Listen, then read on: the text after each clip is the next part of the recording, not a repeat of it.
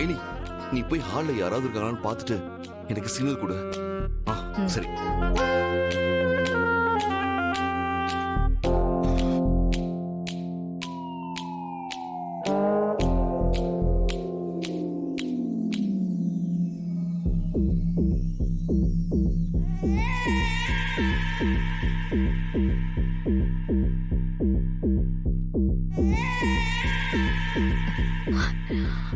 வாங்க.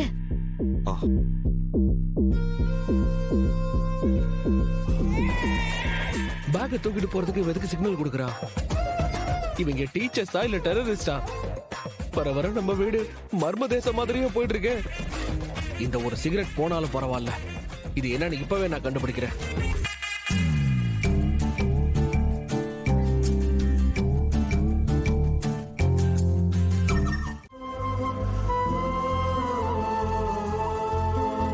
அவன் செத்துட்டான்னு எல்லாரும் நினைச்சிட்டு இருக்காங்க. ஆனா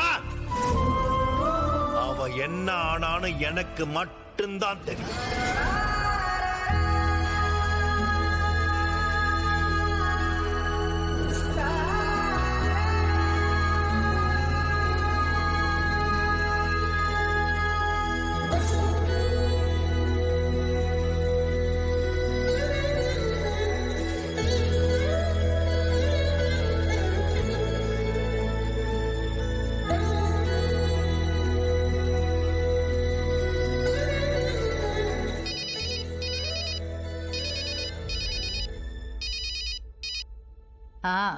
சொல்ல எலி.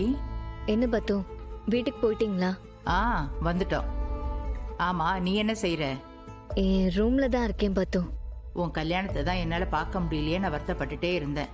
பரவாயில்ல, இன்னைக்கு நீயே சிவாவும் தாலி பிரிச்சு போடுறதுக்கு ஒன்னா உட்கார்ந்தத பார்த்ததும் உங்க 2 பேர் கல்யாணத்தை பார்த்த திருப்தியே எனக்கு வந்துருச்சு. எல்லாருக்கும் நடக்கிற மாதிரி உனக்கு மட்டும் ஏன் எலி எதுவுமே நார்மலா நடக்க மாட்டேங்குது? ஏதாவது ஒரு பிரச்சனை ஒண்ணு மாத்தி ஒண்ணு வந்துகிட்டே இருக்கே, ஏன் தெரியல பத்து. எனக்கும் இப்ப அதெல்லாம் பழகி போச்சு. என் அம்மா இருந்திருந்தா எனக்கு இப்படியெல்லாம் நடந்திருக்காதுல்ல பத்து. அவ இருந்திருந்தா உன் கதையே வேற எலி. உன்னை அப்படியே தங்க தட்டுல வச்சு தாங்கிட்டு இருந்திருப்பா. என்னதான் ஊரே அவளை பார்த்து பயப்படுற போலீஸ்காரி அவ இருந்திருந்தாலும் உன்கிட்ட அவ ஒரு குழந்தை மாதிரி தான் நடந்துப்பா. அதுவும் நீ குழந்தையா இருந்தப்ப உன்னை தரையில கூட இறக்கி விட மாட்டா. தோள்லையும் நெஞ்சிலையும் மார்லையும் மாத்தி மாத்தி உன்னை வச்சுக்கிட்டே இருப்பா. அவ உயிரோட இருந்திருந்தா உன் கல்யாணம் எப்படி எல்லாம் நடந்திருக்கும் தெரியுமா? ஊர்ல இப்படி ஒரு கல்யாணம் இது வரைக்கும் நடக்கலன்னு எல்லாரும் பேசுற அளவுக்கு நடத்தி காட்டியிருப்பா. அம்மாவை நான் ரொம்ப மிஸ் பண்றேன் பத்து. ஏன் பத்து, அன்னைக்கு அம்மா இறந்ததா சொன்னப்போ நீங்க எல்லாரும் அந்த இடத்துக்கு போய் பாத்தீங்களா? இல்ல எலி, அங்க எப்படி போக முடியும்? அதுக்குள்ள செல்லம் புருஷனோட பாடிய ஜிஹெச்சுக்கு கொண்டு வந்துட்டாங்கன்னு சொன்ன உடனே அந்த பதட்டத்துல எல்லாரும் அங்க போயிட்டோமா. அப்போ அம்மா போனது என்னாச்சு பத்து? அங்க போனதுக்கு அப்புறம் தான் அங்க இருந்த போலீஸ்காரங்க எல்லாம் சொன்னாங்க உங்க அம்மாவோட பாடி கூட கிடைக்கல. போலீஸ் ஜீப் தீப்பிடிச்சு எரிஞ்சதுனால அர்ச்சனா பாடி எரிஞ்சு சாம்பலா போயிடுச்சுன்னு சொன்னாங்க. அவ என்ன ஆனான்னு எனக்கு மட்டும்தான் தெரியும். அவளுக்கு ஒரு நல்லது கெட்டது கூட பண்ண முடியலையேன்னு.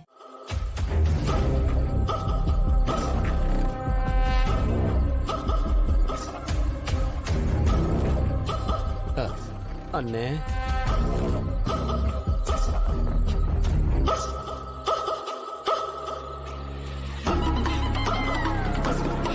அண்ணே. என்னடா? டேய், எப்படிடா போலீஸ்க்கு நாம இருக்கிற இடம் தெரிஞ்சது? ஏண்டா, இத்தனை வருஷத்துல போலீஸ் போட்ட ஸ்கெட்ச்ல நான் இந்த அளவுக்கு மாட்டதே இல்லடா. நான் மட்டும் கொஞ்சம் அசந்திருந்தா இந்நேரம் வர்மாவுடைய சாம்ராஜ்யமே காணாம போயிருக்கும். போயிடுச்சா போயிடுச்சா? இந்த தடவை போலீஸ் கையில சரக்கு போயிடுச்சா?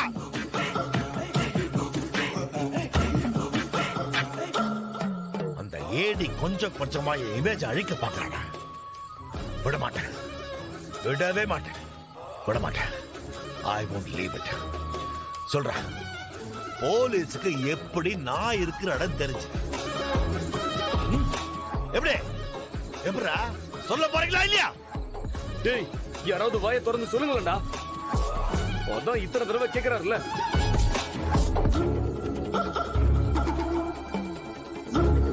எதுக்குடா வாயில அப்படியே கொழுக்கட்டை வச்ச மாதிரி சைலண்டா இருக்கீங்க? அவனுங்களா நாளைக்கு நாங்களா கண்டுபிடிச்சோம், அவ்வளவுதான் சொல்லிட்டேன். டேய் இரு.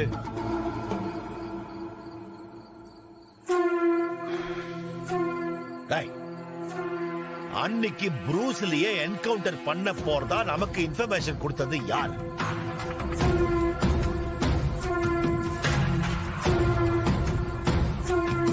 கேட்கறல சொல்லுடா. டேய் அண்ணே தெரியாதுண்ணே.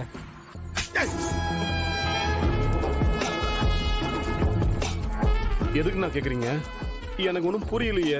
புரிஞ்சிச்சுடா, எனக்கு புரிஞ்சிச்சு, எனக்கு நல்லா புரிஞ்சிச்சு.